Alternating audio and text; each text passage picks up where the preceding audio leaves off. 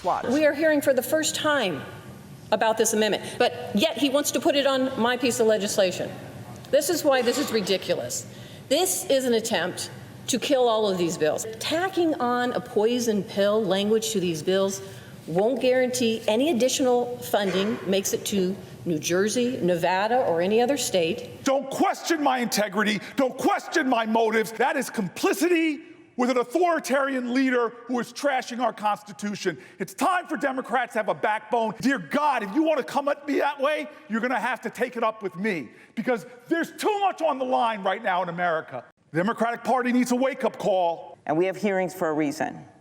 And you can't do one thing on Police Week and not show up and not object and let these bills go through and then say another a few weeks later in a big speech on the floor. And I will note that Senator Booker objected to my police reauthorization bill, the cops funding, the Clinton cops funding, long before Donald Trump came into office. Well, here we go. Wow, that was what happened with Senator Cory Booker brawling with fellow Democrat Senators Amy Klobuchar and Senator Catherine Cortez Masto, but they were fighting back. It was a wild showdown on the Senate floor. This was used basically to attack Trump.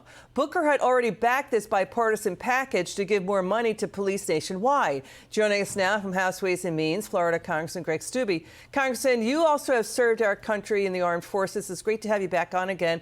Can you help us with what went down here? So Booker had never brought up this amendment to counter Trump being able to pull funding from sanctuary cities, but then Booker withdrew his objection to the legislation anyway. What is going on here?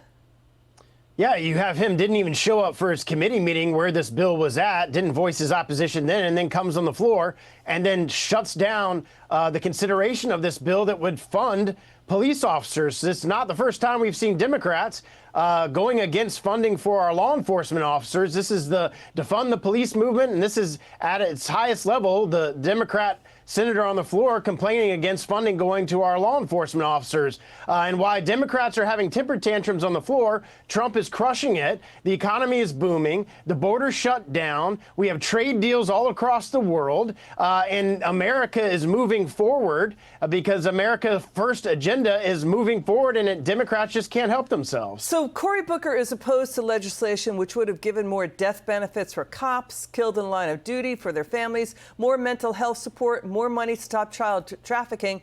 He wants more money to go to sanctuary cities. But then he claimed by passing this legislation, this is what's wrong with the Democrat Party.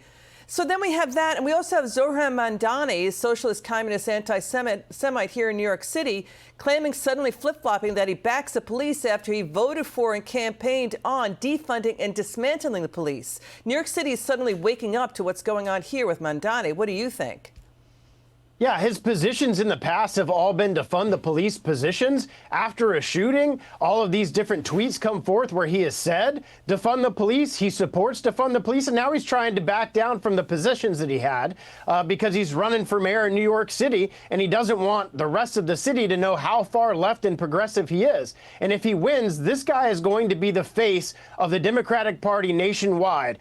You're already hearing mainstream Democrats talk about the fact they're going to lose the House in the midterms.